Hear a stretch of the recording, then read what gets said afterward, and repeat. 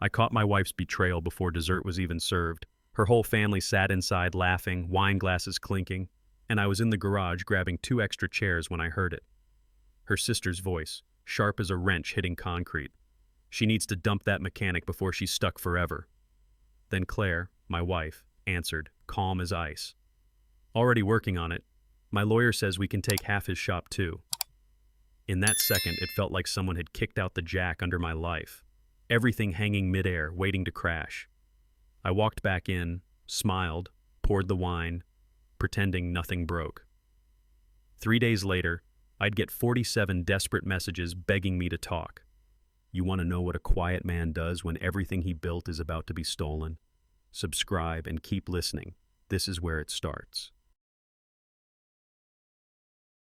I'm John Henson, 43. I run Henson Garage on the east side of Portland. Mornings here come cold and blue, coffee in a chipped mug, breath turning to smoke, the radio low under the rattle of bay doors. My shop started with a busted Chevy lift I found on Craigslist and a month of knuckle skin. It still smells like oil, hot steel, and honest work. I like things that click when they're right. A torque wrench, a good handshake, an engine finding idle. My father taught me that you tighten life one bolt at a time and you don't fake the torque. I believed marriage worked the same way. Steady hands, shared weight, no shortcuts. Sundays were Claire's. Farmer's market, cheap flowers, a roast that made the house feel full. I'd slip my grease-stained wallet back into my jeans and think, this is the point. Build something that lasts. I paid bills on time and dreams in advance. I kept a clean ledger and a long patience. I thought we were building a life. Turns out I was building her exit ramp. If you've ever felt that sting, the quiet kind that starts in your chest and spreads to your jaw, you know why I kept showing up, why I kept tightening bolts that would never hold. Before it all tilted, there was a beginning. It wasn't cold then. It was a winter that felt like promise, the year I met Claire. Claire was 26 when I first saw her, hair tucked behind one ear, law books hiked against a second-hand coat. She carried herself like she was late to the rest of her life and planned to make it apologize. We met over burnt coffee at a gas station counter. She asked what I did. I said I fixed whatever people were afraid to hear die. She smiled like she understood. Back then, we rented a narrow apartment with thin walls and a space heater that hummed like a tired bee. Winters leaked through the windows. We ate ramen with soft-boiled eggs and split a single decent bottle of wine on Fridays. She studied till her eyes went glassy. I made flashcards and circled the answers in red. When the bar prep bill came, I pulled the money from a stack I'd saved for new lifts and paid it without blinking. Timing belts could wait. Her future couldn't. We called ourselves a team of two. She pressed notes into my palm. Almost there. I left early, came home late, and taped every paid receipt to the fridge like little flags. On the shelf, a cheap wedding frame held our faces, still warm with ceremony. I didn't just love her. I invested in who she said she'd become. I financed her dream, believing it would carry both our names. It crept in slow, the way rust eats chrome. Our feed looked flawless. Claire lined up the shots, soft light, matching mugs, weekend hikes with captions about grind and gratitude. I was in a grease-stained tee just off camera, then cropped into frame like a prop, hands on her shoulders, jaw set, the good man accessory. Her parents loved the comments. So proud of you two. What they meant was her. They liked men in suits and nouns with billable hours. A mechanic is fine for emergencies, not for Christmas cards. Every post asked me to shrink a little, stand straighter, talk less, smile for the grid. At dinners with her friends, the conversation lived in offices and airports. I'd toss in a joke about stubborn bolts and get polite laughs, the kind that told me this was her room, not mine. Claire squeezed my knee under the table. Be good, be easy. I learned to stand near the window, safe lighting, fewer questions. It's a strange thing to be loved in public and doubted in private. You start checking your own reflection like it owes you rent.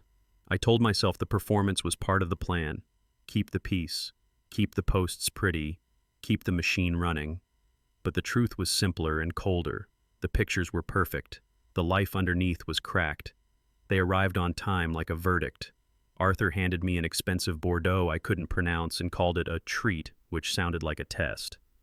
Harriet walked the rooms with realtor eyes, tasting the curtains, tapping the countertops, smiling like praise was something she paid out in quarters. Claire was wired tight, bright chatter that didn't land, phone face down, screen still blinking through the glass like a heartbeat she couldn't slow. I kept to the kitchen, the one place I never apologize. Roast resting, potatoes crisp, the kind of meal that fills a house and quiets a room. I plated, poured, kept the rhythm steady. Arthur bragged about markets. Harriet admired my work ethic and aimed it like a dart. If only you found time for night classes. I let it pass. You don't argue with weather, you wait it out. We sat. Forks found plates. The small talk scraped. I watched Claire sip and avoid her sister's eyes. Something in her posture was off by a degree. A door not fully closed. My chest knew it before my head did. I was calm the way a fuse is calm. When I stood to grab 2 extra chairs from the garage, nobody looked up. Good. I needed a minute to breathe. I didn't know it yet, but the stage was set, the lights were hot, and the next sound I heard would change the rest of my life. It started small. Claire changed the laptop password without a word. The new one bit back when I guessed. She took calls on the patio, doors sliding shut with a clean click that sounded like a lock. When I walked into a room, screens went dark. Tabs vanished. Her phone buzzed face down, and she laughed at messages meant for a different audience. Inside our house, the heater ran, the fridge hummed, ice cracked in a glass. Every sound was louder because the talking got shorter. Dinner went from stories to logistics. You good? Fine. She floated through the place like a guest who didn't plan to stay. I stopped explaining my day. She stopped asking. Her coat lived on a chair with the keys, ready for exit. My shop rags came home cleaner than our conversations. I knew the scent of a failing seal, the faint sweetness before the smoke. This had that smell. My hand would touch the back of her chair and she'd shift an inch like gravity changed. At night she scrolled under the covers, light flashing over her face in blue, and I lay there staring at a ceiling that didn't blink. The house went quiet, but not peaceful. It was the quiet of a stalled engine at a green light, horns building in the distance. I told myself to breathe and listen. Something was wrong, and it was getting louder. I asked soft because men like me were raised to. You've been distant. Is everything okay? She didn't look up. You're paranoid, John. The word slid across the table and took my chair. She turned the whole thing in one move. My questions became accusations. My concern became control. You're always checking. It's exhausting. Maybe you should talk to someone. There's a special kind of bruise that forms when the person you love names your caution crazy. It doesn't purple. It sinks. I felt my jaw set and made myself unclench it. I thought of my father's line, tighten only to spec, and tried to measure my voice. I'm not trying to fight. Then stop digging, she said, and smiled like we were done. I carried my plate to the sink and rinsed it too clean. I told myself I was old-fashioned, not broken. Men fix things. We don't invent problems to feel important. But the ground had shifted and I was the only one who felt the tilt. I went to bed early, lay still, counted the seconds between her phone's quiet buzzes. Am I the problem? That's the trick. Make you hold the flashlight on yourself while they pick the lock behind you. I closed my eyes and made a promise. If I'm wrong, I'll apologize. If I'm right, I'll need proof. Proof doesn't shout. It taps your shoulder at 2 a.m. I opened the banking app, more habit than hunt, and there it was. $950 gone. A week earlier, $800. Before that, another $950. Each pull just shy of the alert that pings your phone and ruins your night. Small enough to seem harmless, steady enough to set a clock by. I scrolled back months and the rhythm held, 2 numbers repeating like a bad bearing you only hear at highway speed. I keep a paper ledger for the shop, pencil lines straight as rails. I started a second one for home. Dates, amounts, notes in tight print. $950, $800, $950, $800. You learn to trust patterns because engines lie less than people. Each withdrawal landed right before some big work thing of Claire's. Conferences, late meetings, quick trips.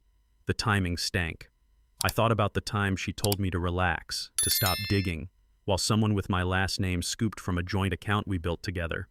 Money's not the only loss in those numbers. It's respect. It's consent. I didn't rage. I wrote. I screenshot. I printed.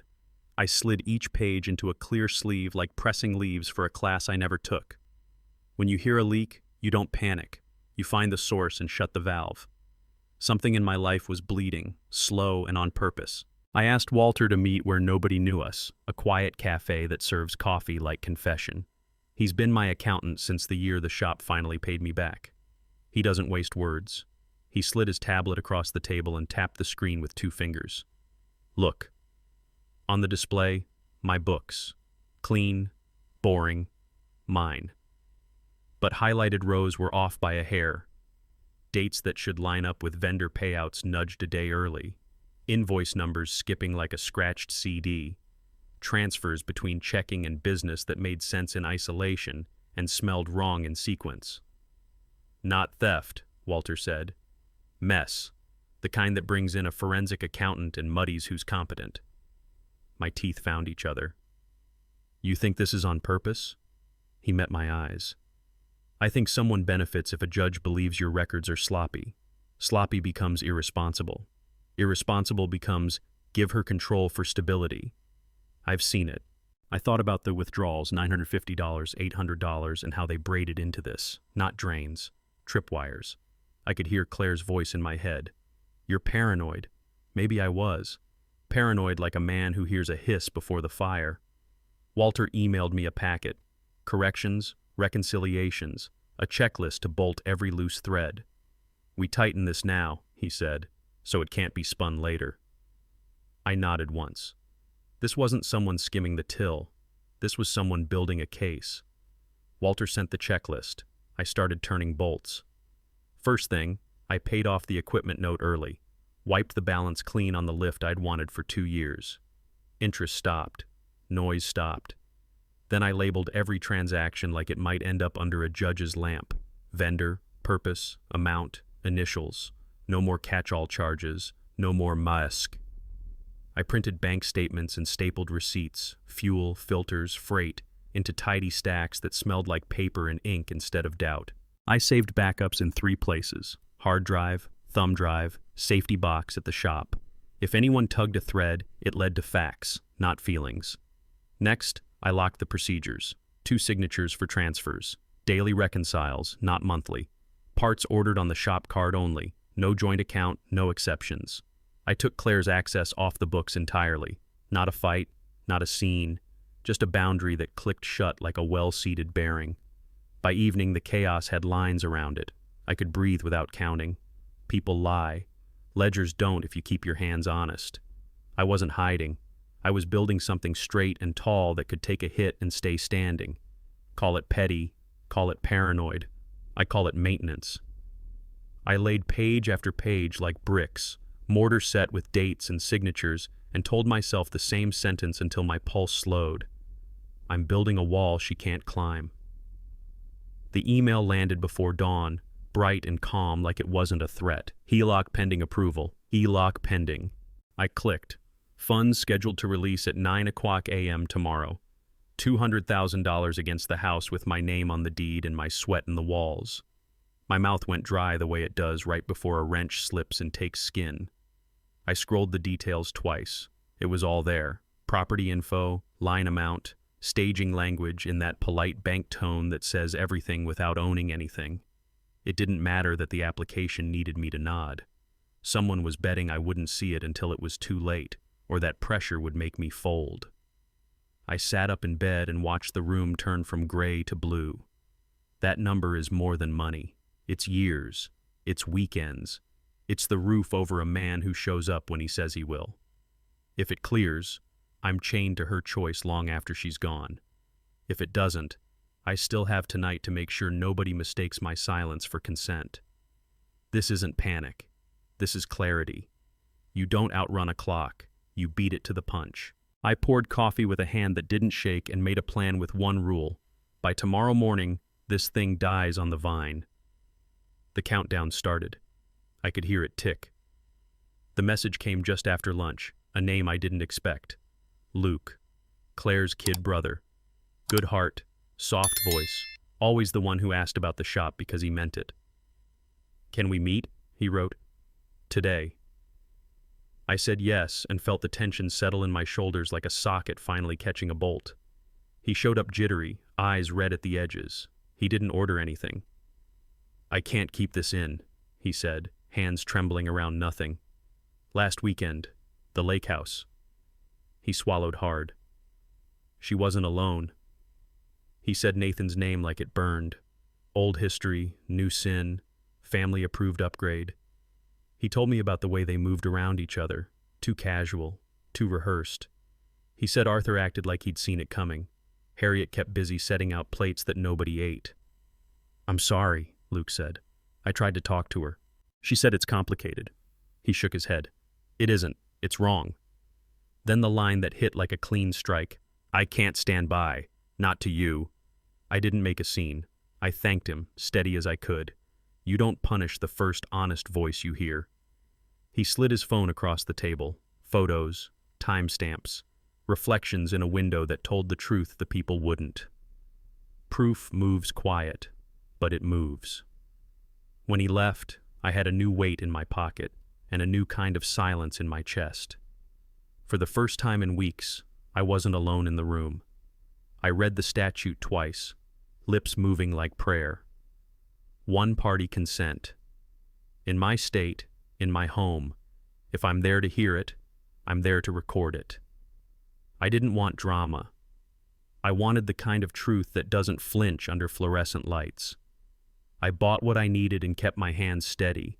A thumb-sized mic where people talk without thinking. A camera that sees what eyes pretend to miss. I knew the lines they'd throw. Invasion, paranoia, control. The law is colder than marriage. It doesn't care how you feel, only what you can prove. I tested everything the way I test brakes. Once slow, once hard. Playback was clean, voices separated, dates stamped. I labeled the files with plain names that would mean everything later. I wasn't hunting for gotchas. I was building a spine for the story I'd have to tell when my own voice shook. Night came on and the house hummed its small, usual sounds. She scrolled. I read. I kept breathing. Anger is loud and sloppy. Evidence is quiet and sharp. I chose quiet. I chose sharp. By the time I plugged the last cord and tucked the last wire out of sight, my hands had stopped sweating. The fear had burned off, like oil on a hot manifold, leaving only a clean metal smell.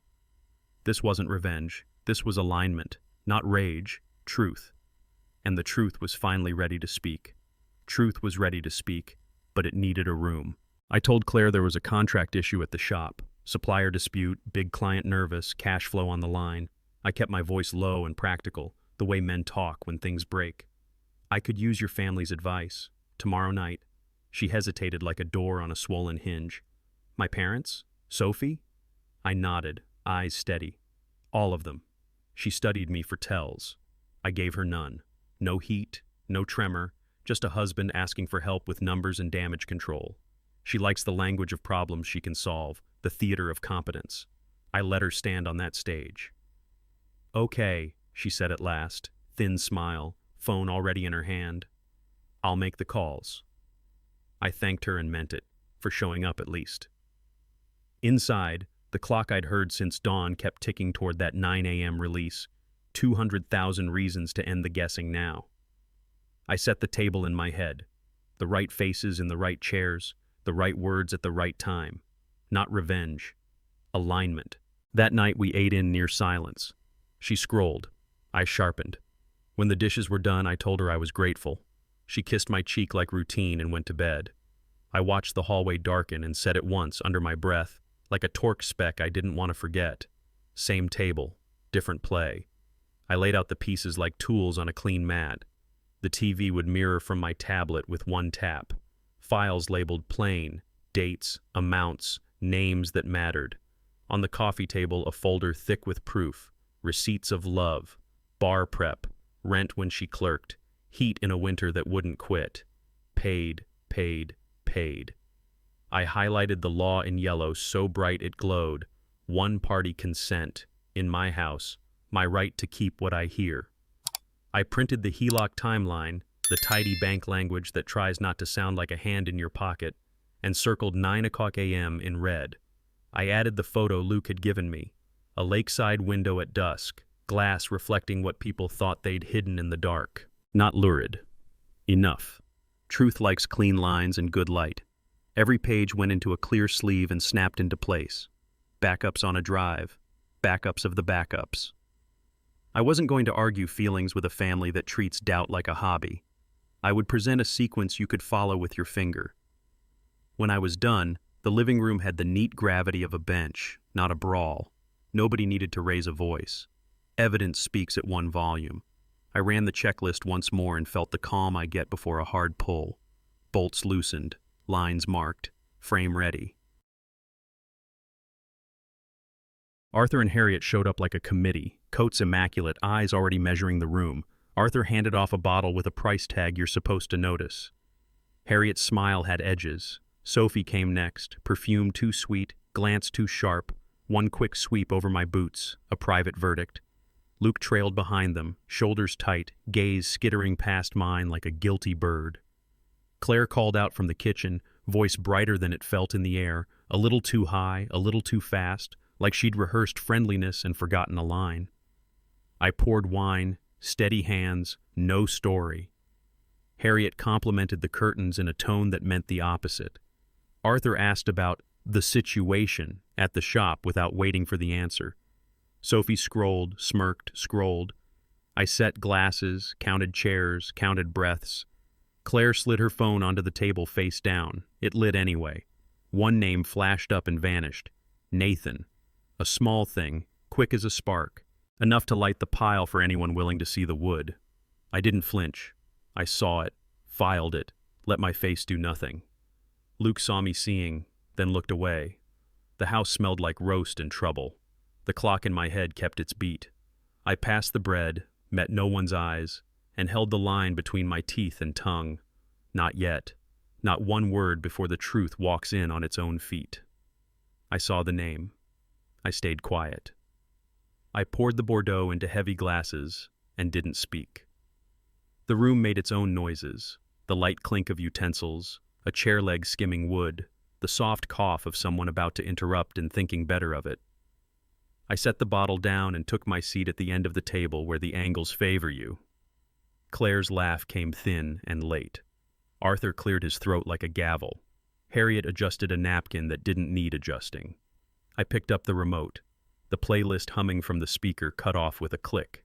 It left a clean space, the kind that makes a person hear their own breathing. Claire looked at me. Sophie smirked into her glass. Luke stared at his hands like they were a letter he didn't want to open. I let the silence stretch until it had weight. Words are cheap in rooms like this. Silence costs. I could feel the clock in my chest syncing with the one on the wall, both moving, neither merciful. I raised the remote as if it were any other tool, the way you reach for a ratchet you trust.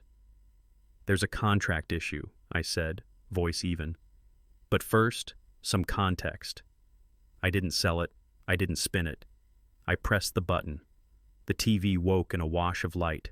No music, no throat clearing. Just the place where truth starts. A blank screen, a line waiting for sound to find it.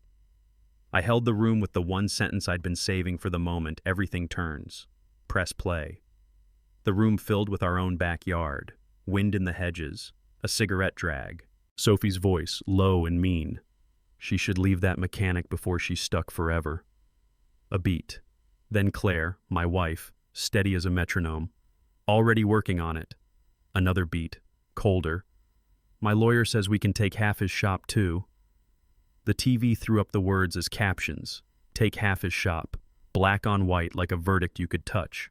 Then the part that finished the job. The two of them laughing. Not loud. Worse. Confident. Chairs didn't scrape. Forks stopped midair. Harriet's hand flew to her mouth like she was trying to push the words back in. Arthur blinked hard, calculating exits. Sophie stared at the table as if the grain could save her. Claire didn't look anywhere. She looked nowhere, which is a place you go when a story finally stops lying. I let the clip run clean to its end, the quiet after the sentence heavier than the sentence. No speeches, no throat, just the sound of what happened, untouched, unlabeled, walking itself into the room and taking a seat at my table. I didn't ask questions. I didn't paste feelings on it. I let the screen hold the line. Take half his shop. It sat there between us like a brick in a window, and the air moved the way air does after glass breaks. Different now, colder, honest. Arthur came up first, like he'd practiced it in a mirror. "This is illegal," he said, voice that banker calm people mistake for authority. I reached under the folder and slid a highlighted printout across the table. "One-party consent," I said, even. "In this state, in my house." The statute number glowed yellow like a street sign you can't pretend you didn't see. He started to argue and then read. The words did what I couldn't have done with volume. He closed his mouth because the law closed it for him. Harriet's hand fell from her lips. Sophie's cheeks went the kind of red you get when truth fits you badly. Claire went pale, a shade I hadn't seen since the day she swore forever. "I didn't trap you," I said. "I recorded what you chose to say." He tried another angle. Privacy, respect, tone. I didn't move. Respect is why I didn't raise my voice. Privacy is what you lost when you forgot mine. He looked for a crack in the page and didn't find one. The room had that quiet after a hammer finds the nail. I tapped the printout once with my finger, a small sound that felt like a gavel. "This isn't rage," I said, steady. "This is the record. This is the truth." I switched the screen. No drama, just numbers with names. First slide, bar prep. Tuition, study course, exam fees, the bar itself, paid from a stack I'd saved for a new lift. Next, rent on that winter the heater couldn't keep up. 2 months when her stipend came late and pride came easy. Then the power bill from January, the one that hummed all night and still left our breath hanging in the room. Paid, then paid again. After that, the first office suit, gray and sharp, the one she wore to interviews while I drove her and waited in lots that smelled like rain and exhaust. Receipts aren't romantic, but they don't lie. I let the amount sit on the glass. No commentary. Just the math of belief. I scrolled to the last slide. Total. The sum rolled up like a slow punch. Nobody breathed for a beat. You could hear the house adjusting in the cold. I wasn't selling a sob story. I was stating fact. Love isn't free. It costs time and sleep and money, and you pay it gladly because you think you're buying a future for two. I kept my voice even, because dignity is the only thing worth more than cash in moments like this. "Love leaves receipts," I said, and the number stared back at all of us like a mirror that only shows what's true. I brought up the bank logs I'd printed and the copies Walter double-checked. $950, $800, $950, $800. The pattern ran like bad code through the months, always just under the alert, always just before a work event. I pointed to the dates with a mechanic's finger, the same way I show a customer where a leak starts and where it ends up. Conferences in the city, late-night meetings, quick trips that didn't add up to cases won. I laid the withdrawals beside the calendar Luke had filled in from memory. Lake House weekend, the friends-only happy hour, the firm retreat no spouses were invited to. The lines matched. Not perfectly. Perfect would be suspicious, but close enough to make your teeth hurt. Walter nodded once, the way a man does when he's seen this movie and can quote the ending. Claire tried a sentence and didn't finish it. The words ran out of her mouth like they knew they had no place to go. Harriet watched me like I'd just opened a floorboard and pulled out a nest of wires nobody wanted to trace. Arthur massaged his jaw, calculation turning into something heavier. "This isn't theft," I said, steady. "It's construction." I tapped the gaps and the skipped invoice numbers Walter found. Messy enough to look incompetent if you don't know the tools. Sloppy becomes reckless. Reckless becomes give her control for stability. I didn't raise my tone. I didn't need to. The pattern spoke for me. Not stealing. Framing me as the man who couldn't run his own shop. Claire finally found her footing and tried to use it on my neck. "You're controlling," she said, chin up like a prosecutor. "Tracking money, setting rules, recording things. Who does that to their wife?" I slid a folded receipt across the table. Co-pay. Therapist's name. 6 months old. I went alone, I said. Told him I felt crazy. He said, "Don't argue feelings, gather facts." So I did. The room shifted by a degree. Forks lay down. Arthur stared at the printout like it might bite. Harriet blinked slow. Sophie studied the ceiling. Claire's mouth opened, then closed, like a door that won't catch. I didn't want to fight, I added. I wanted something we could both stand on without it collapsing. I tapped the paper once. This is why I wrote things down instead of shouting. This is why I fixed the books instead of fixing blame.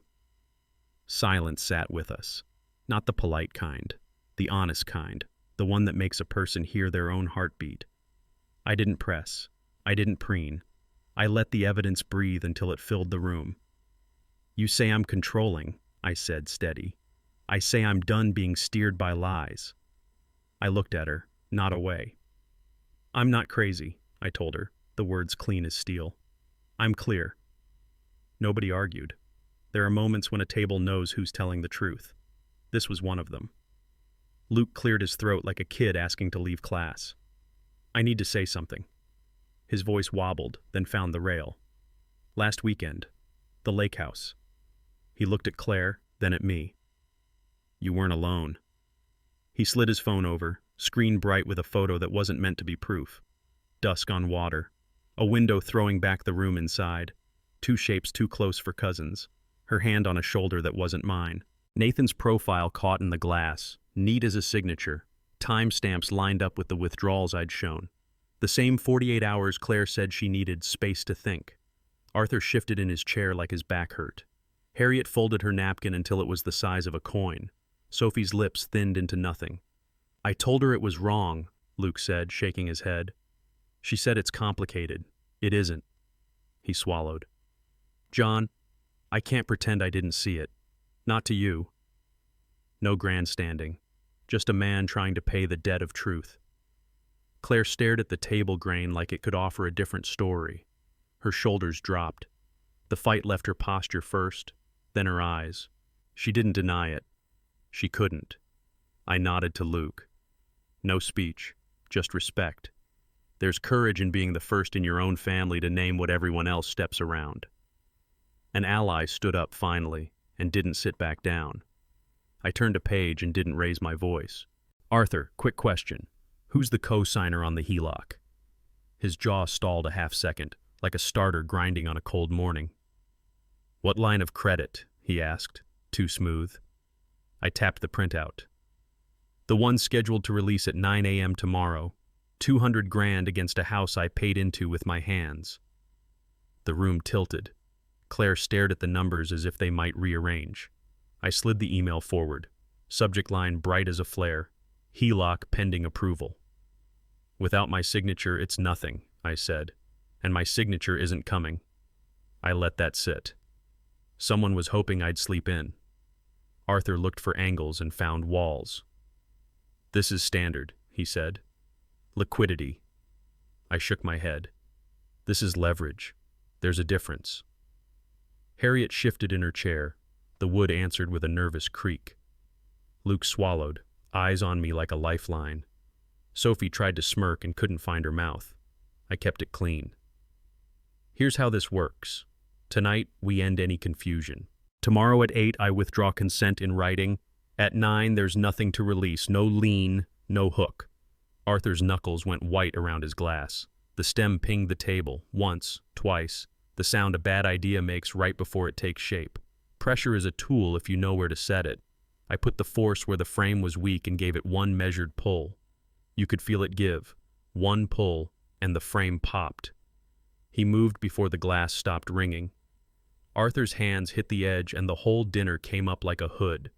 Plates slid, silver flashed, crystal shattered in a sound that lives in your teeth. Red wine ran in a hard line across the wood and over the edge, down the rug, a dark slick that looked too much like oil after a bad seal blows. Harriet gasped. Sophie shrieked, small and sharp. Luke grabbed his father from behind, feet squealing against the floor, muscle against age and fury. I didn't move. That's not courage. That's habit. When something goes off in a bay, panic gets you hurt. You lock your knees, you keep your hands clear of the fan, and you wait for the spin to stop. My breath stayed slow. My eyes stayed open. I let the wreck settle around the one thing that hadn't changed. What was true 5 minutes ago was still true now. Arthur strained against Luke, spitting words I didn't need to catch. Harriet said his name like a prayer and a warning. Claire stood frozen, wine on her wrist like a mark that wouldn't wash. She looked at me and saw what she had miscounted. I wasn't breaking. I was planted. I lifted my napkin, shook off a shard of glass, and set it down like we were still at dinner. "We're done flipping furniture," I said, even. "We're dealing in facts." The room caught its breath. Rage ran out of gas. When everything explodes, a mechanic stands still. That's how you keep from losing more than the table. Harriet spoke first. Quiet, clean, final. Enough. Not a plea. A command. For the first time since I'd known her, she didn't step between truth and her family. She stepped on the side of truth. Arthur froze mid-breath, chest heaving, rage looking for a foothold and finding none. The room shifted a degree. You could feel the old gravity let go. Sophie opened her mouth, found no script, and shut it. She stared at the mess on the floor like the answer might be hiding in a shard. Harriet turned to Claire, voice low, stripped of perfume. "What have you done?" No spin, no pity, just the question you ask when denial stops paying. Claire's face emptied out, hands shaking, eyes darting, that bright, capable veneer slipping like cheap veneer in rain. "Horse," she said. "It wasn't supposed to—" and didn't finish. Arthur breathed hard through his nose, the sound a bull makes when it finally hits a fence. No more pushing. The fence held. I stood still and let their family see itself without me in the way. Power systems look permanent until a beam cracks. Then everything leans. Luke kept a hand on his father's arm but didn't plead. Harriet pressed her lips thin and shook her head once, a small tilt that said the empire at this table had lost its crown. The axis broke. The room wobbled. And for the first time all night, nobody looked at me for permission to keep pretending. A phone buzzed against wood. Not mine. Claire's. The screen lit with a name none of them expected to see out loud. Nathan. Work line. She flinched like the cold found her spine. No one moved. The thing rang again, then again. She swiped it open, thumb hovering, eyes begging the room to vanish. I didn't say a word. "Put it on speaker," Harriet said, voice steady. Mother Steele finally pointed in the right direction. Claire hesitated, then tapped. The line clicked. "Claire," Nathan said, office calm with fear under it. "HR asked about our expenses. They pulled the corporate card statements." Paper shuffled on his end. "I can't do this. I'm stepping back. We shouldn't talk for a while." A beat. "At all." Silence swelled. The wine in the rug looked darker. Arthur's eyes closed like a man tallying loss. Sophie stared at the phone as if it might apologize. Luke looked at me and didn't look away. Claire found air. "Nathan, wait." The line cut.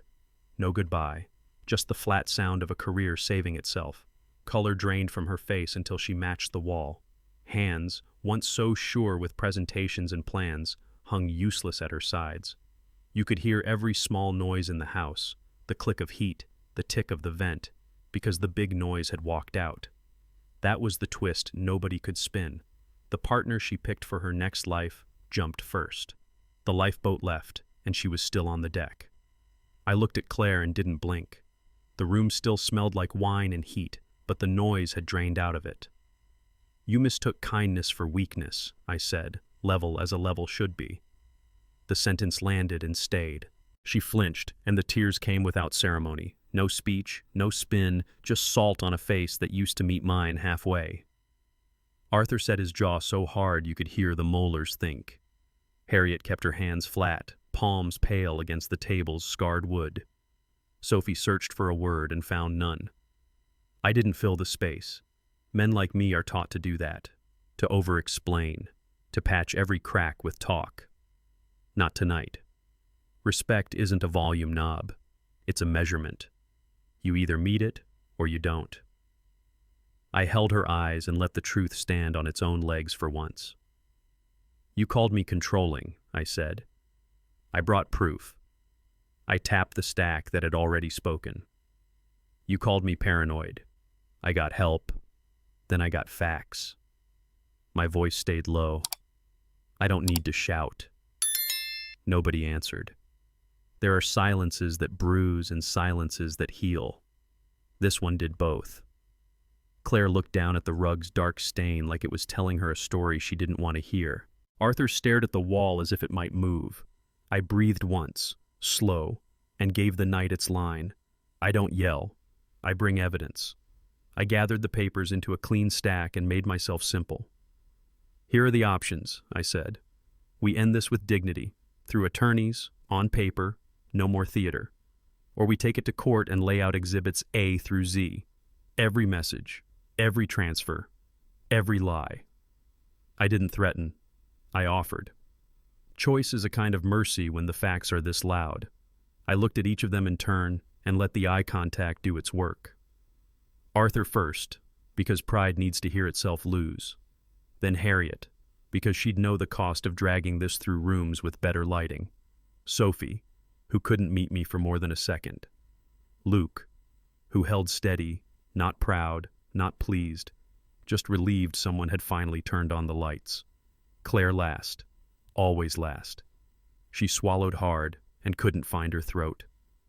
I stood and opened the door. Night air moved in, cool enough to cut the smell of broken grapes. The porch light threw an honest circle on the floor, the kind you step into when you're done pretending to be taller than you are. Your call, I said, but the timeline moves without you. At 8, I withdraw consent on the HELOC. At 9, there's nothing to release. No one argued.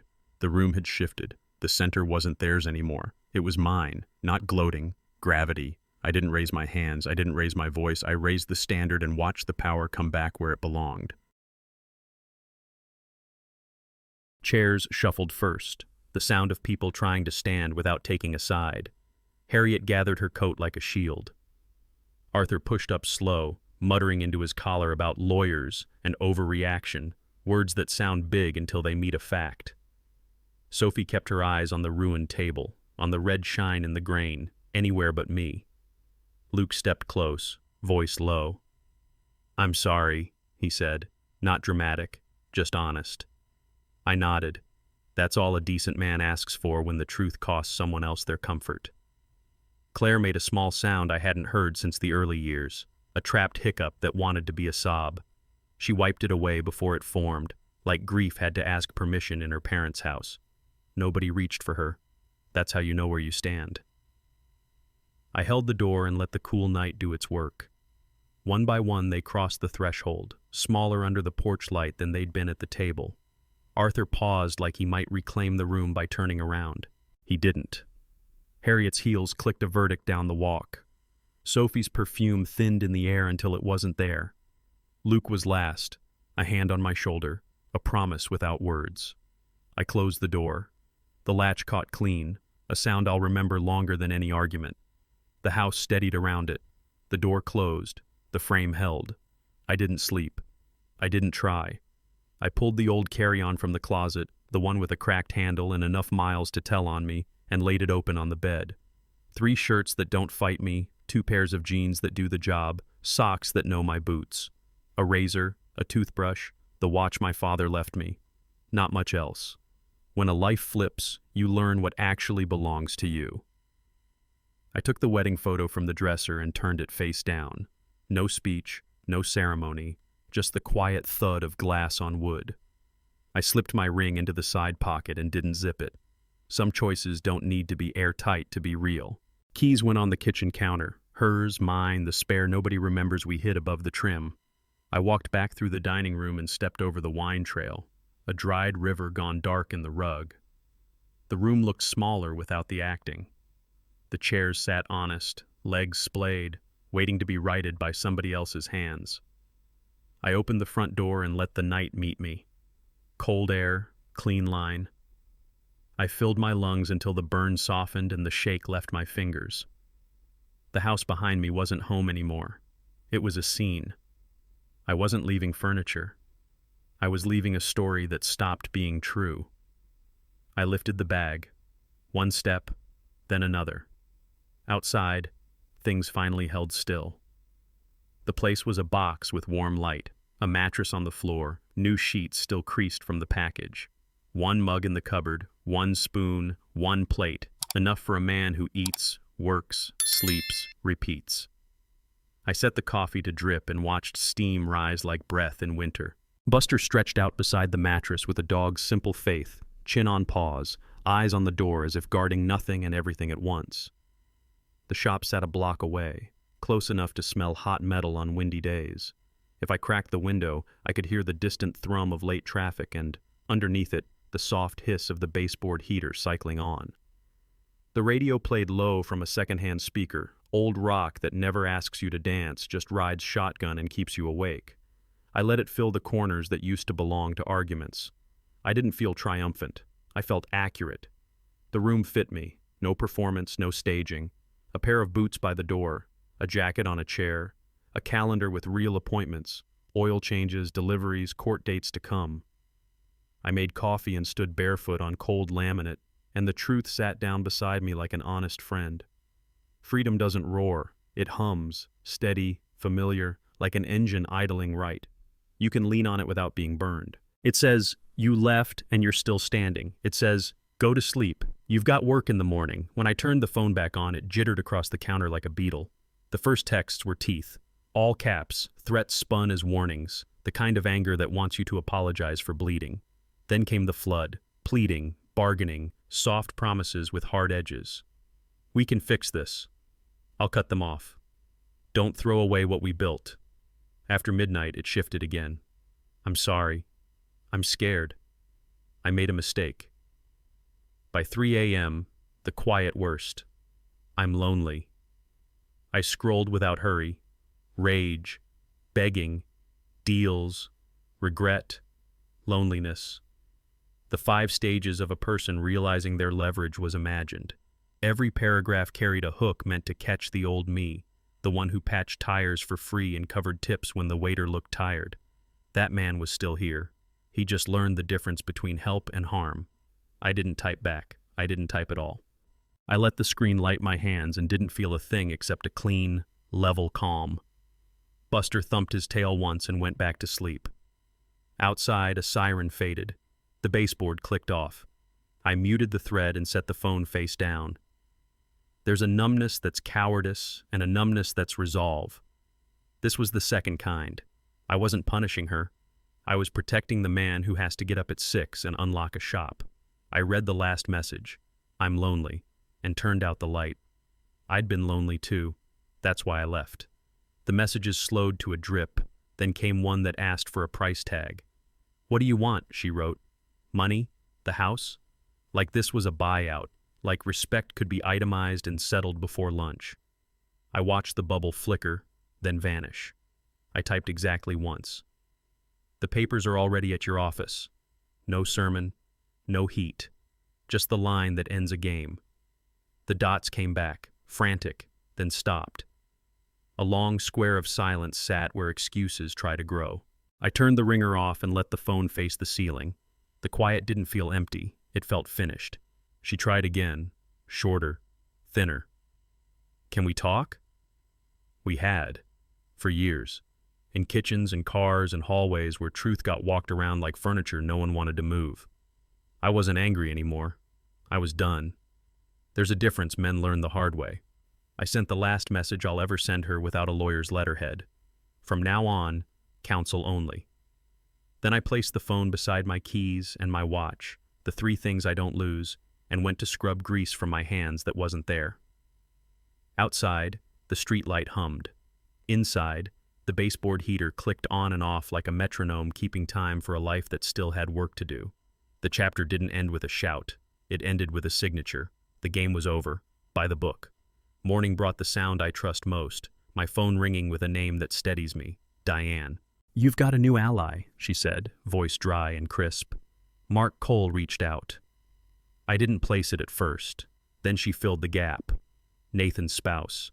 He'd done his own digging after the lake house weekend. Company cards, expense reports, hotel folios that didn't match travel logs. HR was already sniffing. He wanted to compare notes. I pictured the neat columns and the little lies that hide in misc. Diane spoke in clean lines. We'll share what's ours, nothing privileged, nothing sloppy. Two matters now, your divorce and whatever storm the firm's about to walk into. Separate tracks, she said, but pressure travels. Expect movement. It wasn't joy I felt.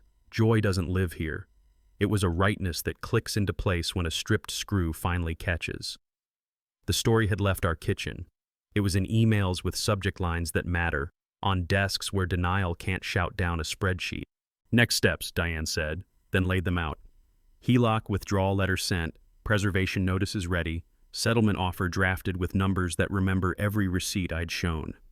Breathe, she added. The system's beginning to shake. Not because you yelled, because you documented. I ended the call and stood a while with the phone in my hand. The shop smelled like rubber and solvent and a clean morning.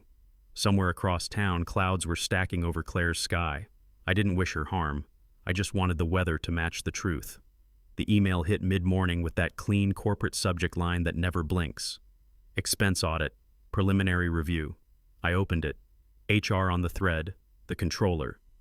CC, Claire. CC, Nathan. Words like variance, reconciliation, meeting scheduled stacked up in tidy bullets.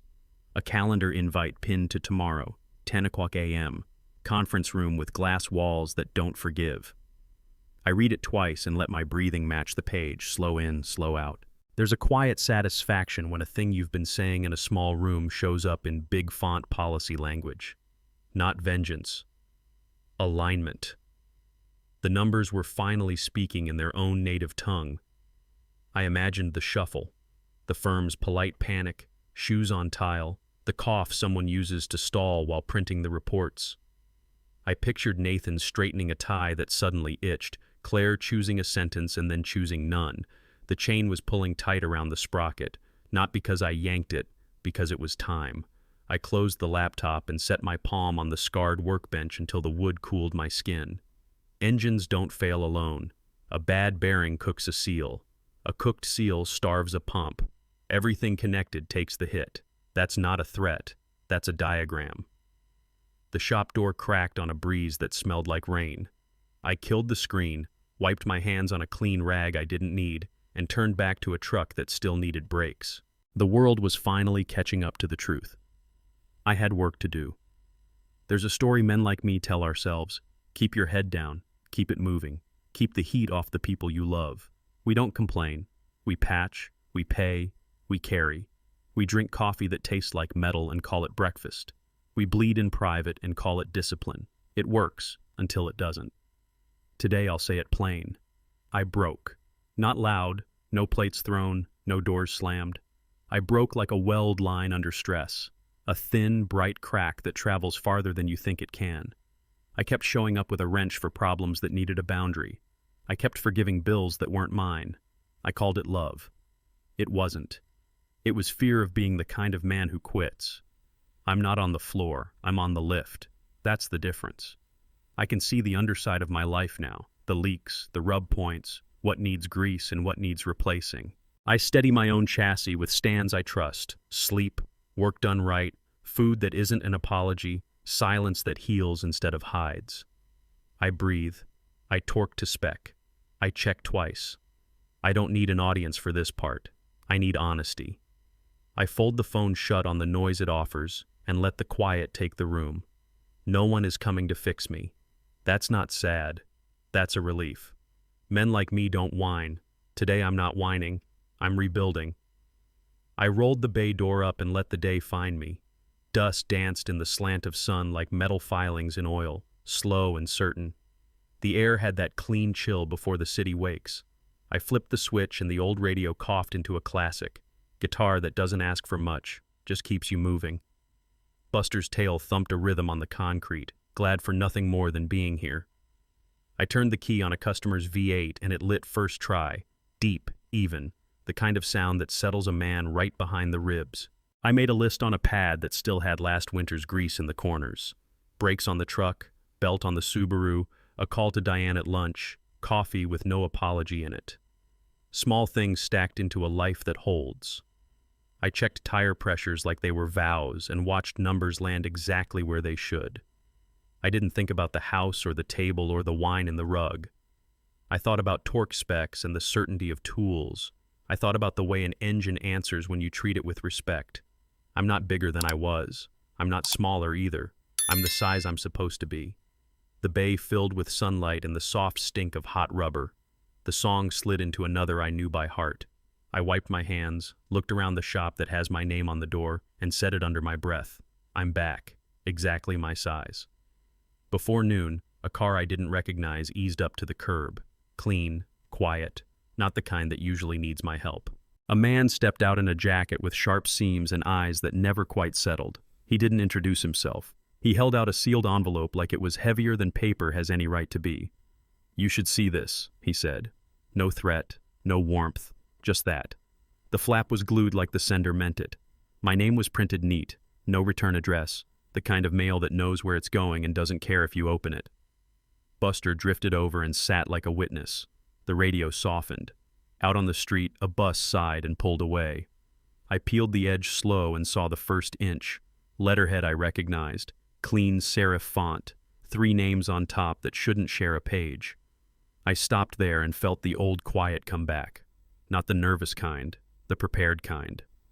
My thumb held the paper where it was, half in shadow, half in light. I didn't need to read more to know it wasn't junk. It had the gravity of things that rearrange calendars. "Who sent this?" I asked. The man shook his head. "It'll make sense." He left like a line cut from a script. I stood with the envelope in my hand, the shop humming, the day steady, and knew 2 truths at once. The worst is over. The story isn't. I slid a finger under the crease, lifted, then we cut. Here's what I learned, and I'm saying it plain. I didn't yell. I brought evidence. I didn't chase revenge. I took back the wheel. Respect isn't gifted. It's maintained, bolt by bolt, day by day. I lost her, and I found me. There's no victory parade for this kind of win. It's quieter than that. It's a man signing what needs signing, sleeping where the air is honest, showing up to work with steady hands. It's coffee that doesn't taste like dread. It's a phone face down and a heartbeat that doesn't sprint to meet someone else's mess. It's a dog who doesn't lie. It's a shop door that opens because you turn the key. I'm not here to make you hate anyone. I'm here to tell you the truth carries its own weight, and if you hold it long enough, it starts holding you. You don't have to scream to be heard. You don't have to break a thing to be free. You just have to stop lying to yourself and then do the next right, boring, grown man step, one after another until the floor holds. If this hit you where you live, tell me where you're listening from. Drop "still standing" in the comments so the rest of us know we're not alone. Subscribe and stay with me. There's more to rebuild, more to fix, more to leave behind. I fix things. Tonight, I fixed my life.